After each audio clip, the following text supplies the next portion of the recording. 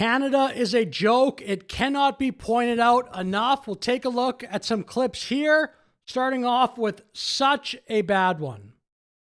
Pierre Poilievre keeps trying to blame every job loss, inflation, everything on the Prime Minister.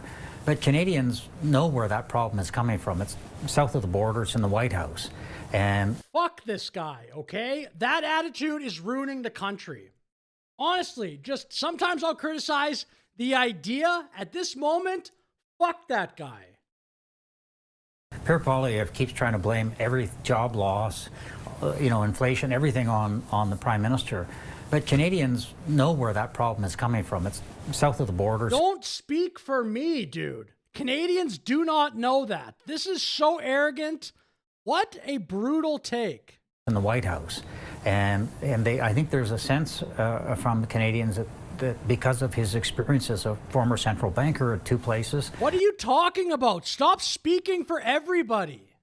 And running or being a chairman of a large trillion-dollar corporation, that he's the right person for the times, and they're giving him an awful lot of slack. When you think about a 29% personal popularity over Pierre Poilievre, I've never seen those numbers in my life. Let's just get the guy that runs RBC Bank next time to run the country then. Okay, we'll take a look at another one here. What is the point of voting? Can somebody tell me?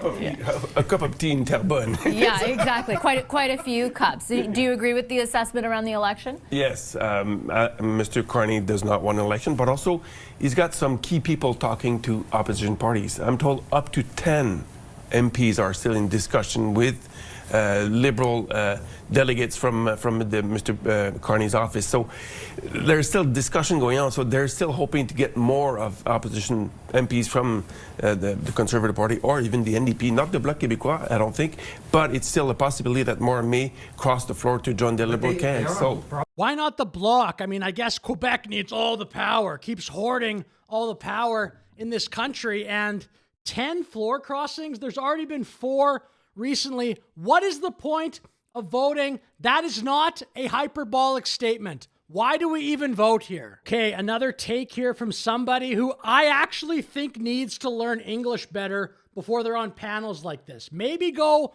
on a French panel. I don't know. The guy I just showed before this had a Quebec accent. You could still understand him. Take a look at this. Absolutely. And amongst those things, there is the fact that the geopolitics of it, aren't we just making Donald Trump's terrible catastrophes just more sustainable by making basically, are we just enabling him by basically having all the Western governments cutting themselves off revenues as to subsidize Donald Trump's foolishness? Is that what we're doing? The second thing that we need to ask ourselves is, Pierre Poilievre doesn't want to have a tax break just before the end of the year. Obviously. I mean, not only is it a bad take, it's hard to follow with all the ums and ahs, but she's talking about the idea that Canada would temporarily pause some of the gas taxes, which I think would be a good idea because the price of oil, obviously, globally has gone up. But again, the Trump derangement syndrome comes in and, oh, we're helping Trump's foolishness or whatever she said. Give me a break. Can there be no Trump derangement syndrome for one day in Canada? I know, by the way, that's asking for too much. Taking a look at another clip here, same panel, they're talking about that potential gas tax, temporary relief. I think Pierre Poilievre had a good point, Nick, because this is really an affordability issue, and he's trying to tap into it. Whether the policy response is the right one or not, I don't know. But what do you make of his call for action and then the government saying, maybe we'll get around to it? Well, if Canada did cut the gas tax, they wouldn't be alone, right? European countries and others around the world are all sort of taking action to give people immediate relief. Because what the government might say is eventually we'll give a rebate.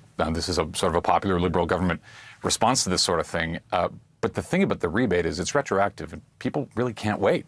People are really, they're struggling now. When you go to grocery stores, you see what people are buying at the cash register. I mean, they're buying the cheapest food they possibly can.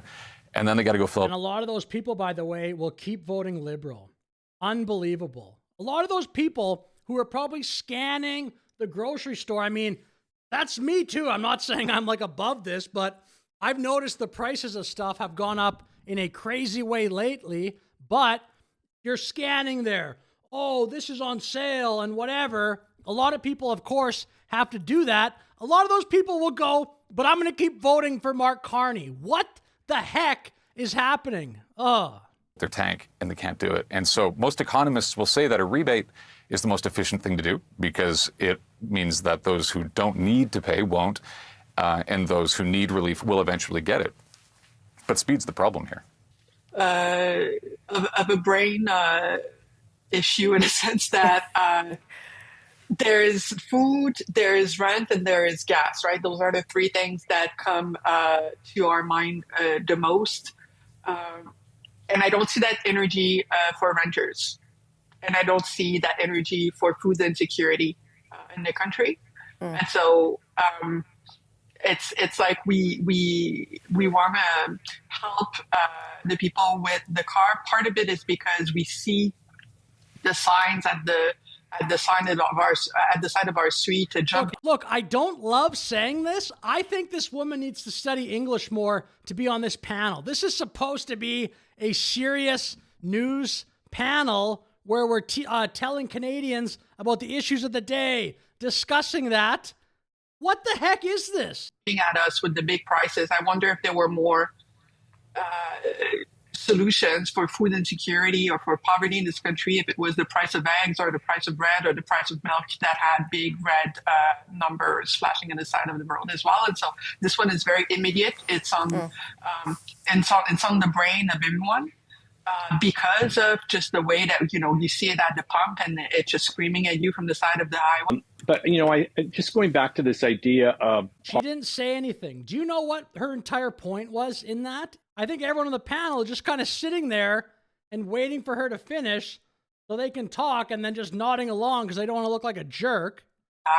But, just going back to this idea of Poilievre's just to drop all gasoline taxes. Well, that they represent about $7 billion of funds for the federal government. So if you drop those taxes for the rest of the year, you're talking about like a $3.5 billion hole in your budget. Yep. I mean, where is that money going to come from? Are you going to scale back in other areas, or are you just going to add to the already ballooning deficit that the Conservatives are lambasting the Liberals over, quite rightly? Yeah, somehow we find money for Ukraine. We find money for all this crazy foreign aid. We find money for refugees. Give me a break with that crap. And again, to my point of criticizing this woman's English, what if the roles were reversed? A French program would not go for that. Somebody, je m'appelle Eric, je pense que, like if I got on there with my hacky French, je pense que, c'est une vidéo géniale. Like, it wouldn't work. They'd be like, dude, get this guy out of here. But anyway, with that said, please subscribe. Let me know your thoughts in the comments below. Have a great day.